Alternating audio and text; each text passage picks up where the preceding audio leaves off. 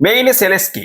ඒ කියන්නේ යුක්‍රේනයේ ජනාධිපති. ඒත් එක්කම මේ ඉන්න කෙනා තමයි දකුණු අප්‍රිකාවේ ජනාධිපති රාමපෝසා. මේ දෙන්න අතර මැදින් ඉන්න කෙනා තමයි ඇමරිකාවේ ජනාධිපති ඩොනල්ඩ් ට්‍රම්ප්. ඉතින් ඕගොල්ලන්ට මතක ඇති පහුගිය දවසක සෙලෙස්කි ඇමරිකාවට ගියපු වෙලාවේ ට්‍රම්ප් එයාව අල්ලාගෙන හොදටම කුඩු පට්ටම් කරලා දැම්මා. ඒ වෙලාවේදී සෙලෙස්කි හැසිරිච්ච විදිහ මතකද?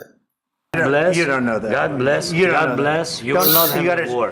Don't tell us what we're going to feel.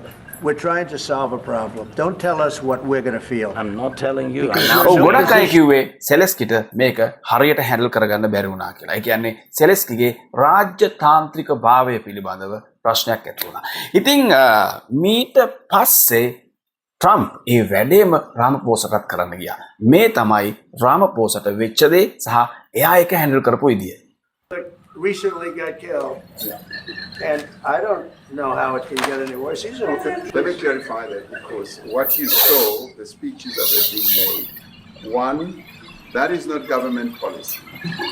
We have a multi-party democracy in South Africa that allows people to express themselves, political parties to adhere to various policies, and in many cases, or in some cases, those policies do not go along with government policy.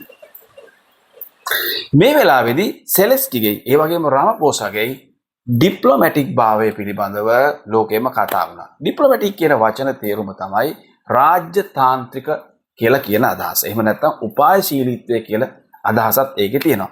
ඒ වගේම Trump කරපු වැඩේට ලෝකේ පාවිච්චි කරපු වචනේ තමයි ambush කියන වචනේ. මොකද්ද මේ ඇම්බුෂ් කියලා කියන්නේ? ඇම්බුෂ් කියලා කියන්නේ රැකසිට පහර දෙනවා. එහෙම නැත්නම් පහර දෙන්න රැක සිටිනවා කියන එක. ඉතින් ට්‍රම්ප් ඇත්තටම ප්‍රශ්න කරේ ජෙනොසයිඩ් එකක් පිළිබඳව. ඒ කියන්නේ වයිට් ෆාමර්ස්ලා ඝාතනය කිරීමක් පිළිබඳව තමයි ට්‍රම්ප් රාමපෝසාගෙන් ප්‍රශ්න කරේ. ජෙනොසයිඩ් කියලා කියන්නේ ජනඝාතනය. එහෙම නැත්නම් මහා ජන සංහාරය කියලා කියන එක.